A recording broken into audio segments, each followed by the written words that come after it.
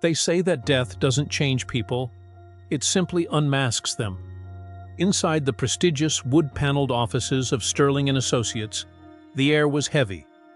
It smelled of old paper, polished mahogany, and a suffocating, silent greed. Sitting across from the massive desk were Julian and Charles. Clad in bespoke Italian suits, with heavy gold watches catching the dim light of the desk lamp, their faces were tight with anticipation. To them, this day wasn't about mourning their father, Arthur Vance. Arthur had been a cold, powerful tycoon, and his passing was merely the final obstacle standing between them and his multi-million-dollar empire. And then there was Leo. Sitting quietly in the shadows at the back of the room, wearing a faded wool jacket. Leo was the youngest. While Julian and Charles were spending their father's money in European casinos and luxury yachts, Leo was the one who stayed. For 3 agonizing years, as Arthur's body was slowly consumed by illness, Leo was there. He washed him, fed him, held his trembling hands during the worst nights, and listened to his quiet, late-night confessions. Julian hadn't even looked at Leo since they entered the room. Charles had only muttered a cold warning before they sat down, telling Leo he should be grateful if he was left with the old family station wagon to drive back to his rented apartment. To them, Leo was a nobody. A servant who did the dirty work while they waited to inherit the kingdom. They thought they had won. They thought the quiet brother was leaving with absolutely nothing. Until the lawyer's hands began to tremble as he turned to the final page. Mr. Sterling, the family's trusted attorney for over 40 years, cleared his throat. His eyes, hidden behind gold-rimmed glasses, flickered toward the brothers. He adjusted his papers, the rustle of the parchment sounding like thunder in the silent room. "We shall begin with the distribution of the primary estate," Mr. Sterling announced, his voice raspy. Julian smirked, leaning back in his leather chair, crossing his legs with arrogant confidence. Charles tapped his polished shoe, already visualizing the expansion of the family's real estate holdings under his name. "To my eldest sons, Julian and Charles." The lawyer read, "I leave the keys to the Vance Empire. This includes the historic family mansion in upstate New York, the primary logistics company, the commercial real estate portfolio, and all physical properties currently registered under the Vance Holdings umbrella.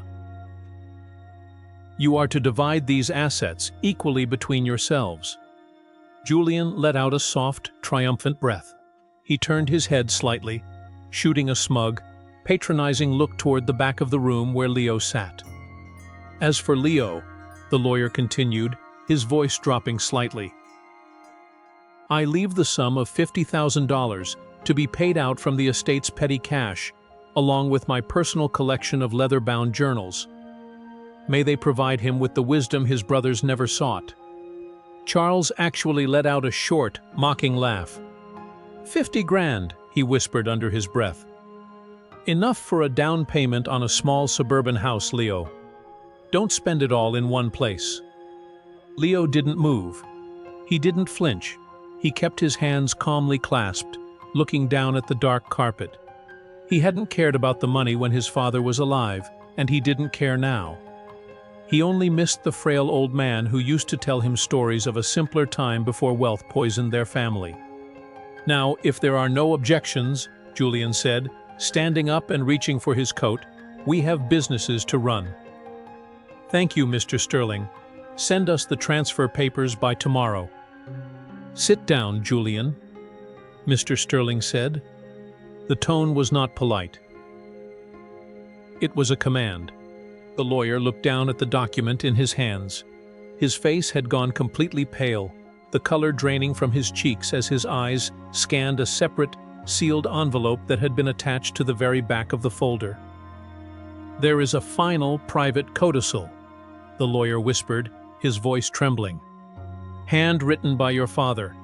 Valid only under the condition that Julian and Charles formally accept the primary estate." Julian frowned, slowly lowering himself back into his seat. "What do you mean, a private codicil?" The properties are ours. It's done. Listen closely, Mr. Sterling said. He opened the sealed black envelope, pulling out a single sheet of heavy cream paper. To my sons, Julian and Charles, the lawyer read, quoting the deceased tycoon. You have spent your entire adult lives believing that wealth is a shield. You believed that because you held my name, you were entitled to my legacy. You signed the papers today with greed in your eyes, eager to partition my empire before my body was even cold. Therefore, you must know the truth. The Vance Holdings empire, the mansions, the logistics companies, and the commercial real estate you have just legally inherited are entirely hollow. Over the last 5 years, to keep those businesses afloat during your reckless spending, I secured massive, high-interest loans. Every single property you now own is leveraged to the absolute limit. The debt total is $42 million, and under the terms of the inheritance you just signed, that debt is now entirely personally yours. Julian's hand flew to his mouth. His eyes widened in sheer, paralyzing horror.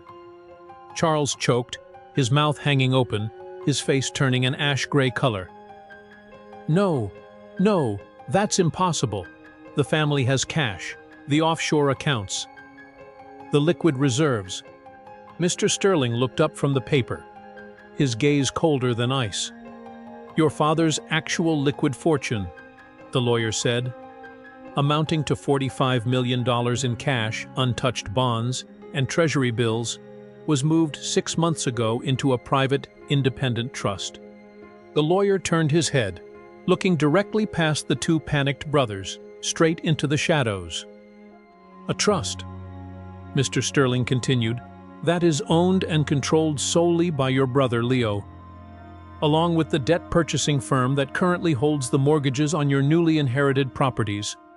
In short, Leo does not owe a dime of the family debt, but he owns the debt that you owe. The silence in the room was deafening.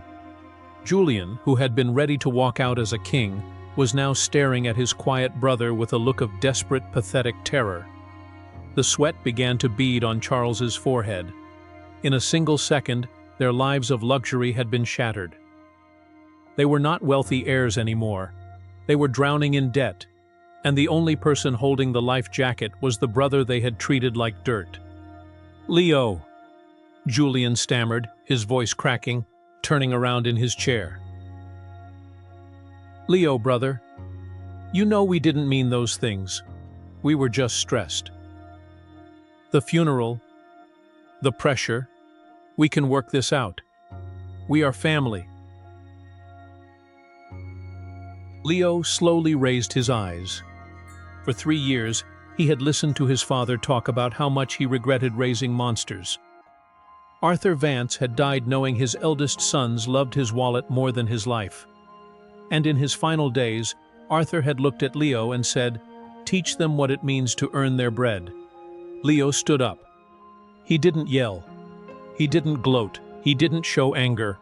He walked slowly toward the desk, his footsteps soft on the carpet. He looked at his brothers once so tall, now looking so incredibly small in their expensive suits. "The old station wagon is in the parking lot," Leo said, his voice calm, steady, and terrifyingly cold.